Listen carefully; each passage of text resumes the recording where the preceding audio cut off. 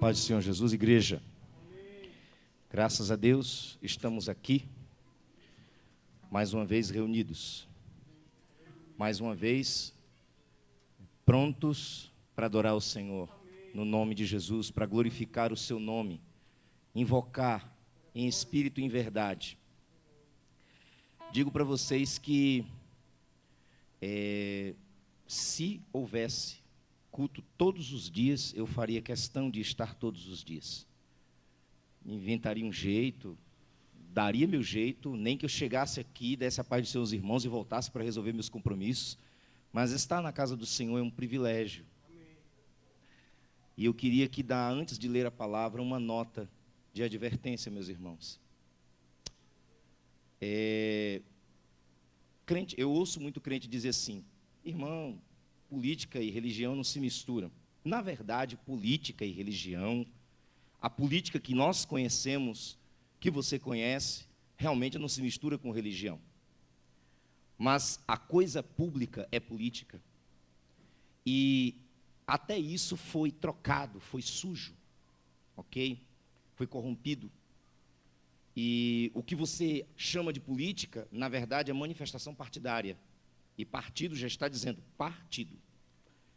Mas a política é a ciência das cidades.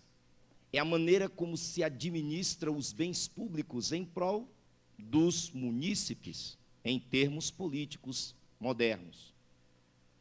E não prestar atenção no que o outro está dizendo, afirmando defender os seus interesses, o que ele está ali representando você, os interesses da maioria, é muito perigoso. Sabe como você conhece uma pessoa, uma organização religiosa satânica? E você pode falar, cheio de autoridade e convicção bíblicas, organização satânica, quando ela se envolve com um inimigo que, em tese, ou seja, teoricamente, eles não deveriam se misturar. Eu vinha conversando com a minha família sobre isso, de uma notícia que eu li recentemente, antes de estar aqui na igreja. Meus irmãos, leiam a Bíblia. Leiam a Bíblia. Mas eu já li a Bíblia, irmão Márcio. Leia de novo. A Bíblia é o conhecimento de Deus. Nunca o mesmo versículo lido do jeito certo, da maneira certa, com a intenção certa no teu coração e a disposição espiritual certa, terá o mesmo significado. Porém, nenhum dos significados há de se contradizer. Ele vai te levar a um nível mais profundo daquele primeiro significado. As profecias hoje, se você quer ver o que está acontecendo no mundo, na Bíblia, se cumprindo, leia Daniel. Leia, releia Daniel. Como vocês sabem que eu sou muito escrachado e gosto de dar nome aos bois. Os presbiterianos e todo tronco, toda árvore que bebe da fonte de João Calvino, ensina que o anticristo será homossexual por causa de um capítulo, de um texto que está no capítulo 11 de Daniel. E ele desprezará o amor das mulheres. E por um tempo eu achava que o anticristo, inclusive os Estados Unidos, deixados para trás o nome do filme, fez um filme cristão, muito bom, por sinal.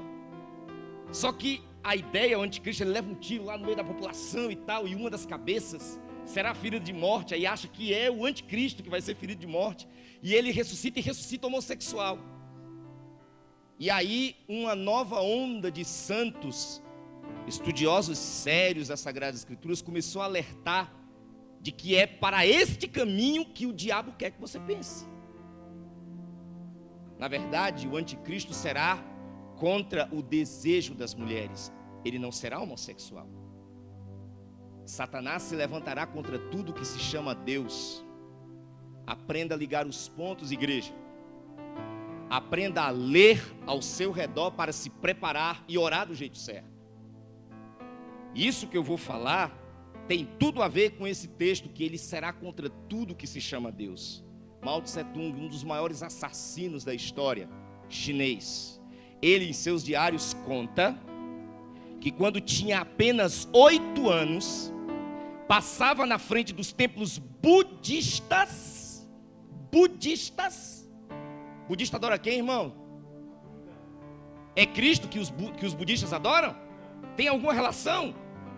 Passava diante dos templos budistas. Ele dizia que tinha um desejo assassino de entrar lá dentro e atirar na cabeça de todos os monges. 8 aninhos.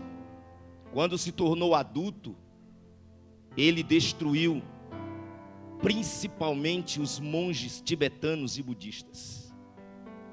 Mas o que isso tem a ver, irmão Márcio?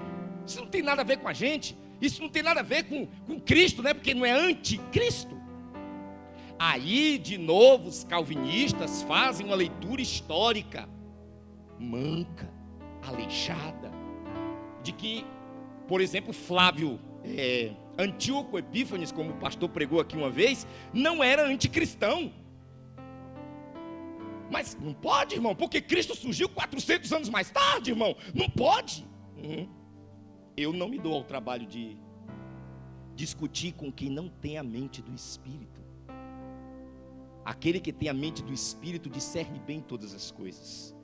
E hoje o Talibã se uniu ao Partido Comunista Chinês para entrar em guerra contra os Estados Unidos. Isso tem tudo a ver conosco, irmãos.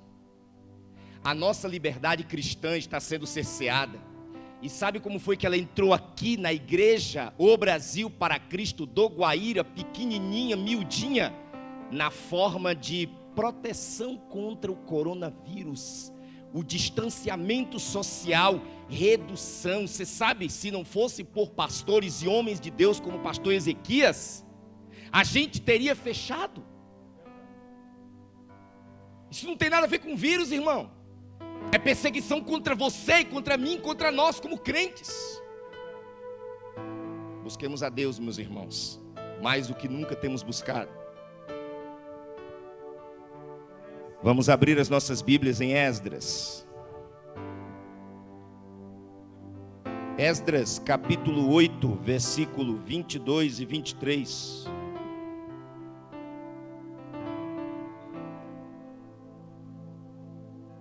Esdras capítulo 8, versículos 22 e 23. Ficamos de pé em nome de Jesus. Louvado seja Jesus. Louvado seja Jesus. Aleluia. Todos acharam, meus irmãos? Esdras capítulo 8, versículos 22 e 23. Como eu costumo orientar, se você achou já e o teu irmão ao lado está com dificuldades, pega a tua Bíblia, empresta a ele, pega dele e acha, porque o irmão é rápido no gatilho. Esdras capítulo 8, versículos 22 e 23. Vou ler a palavra do Senhor para não demorarmos. Porque me envergonhei de pedir ao rei exército e cavaleiros para nos defenderem do inimigo no caminho, porquanto tínhamos falado ao rei dizendo: a mão do nosso Deus é sobre todos os que o buscam para o bem, mas a sua força e a sua ira sobre todos os que o deixam. Nós, pois, jejuamos e pedimos isto ao nosso Deus, e moveu-se pelas nossas orações. Em nome de Jesus, eu quero ler o último verso, verso 23, e peço que os irmãos, porque temos versões diferentes, sigam logo atrás. Nós, pois, jejuamos e pedimos isto ao nosso Deus, e moveu-se pelas nossas orações. Oremos, meus irmãos, alimentemo-nos da palavra. Tenha no nome do Senhor Jesus o hábito. Não leia a Bíblia como um livro de romance. Você não tem que ler ela corrido. Leia aquele texto que arde no teu coração. A palavra que o pastor prega, a palavra que os irmãos citam na igreja. Pega esse texto, leva ele para casa, leia esse texto. Leia ele tantas vezes quantas, até o teu coração esquentar e ouvir a voz do Espírito Santo. E ore.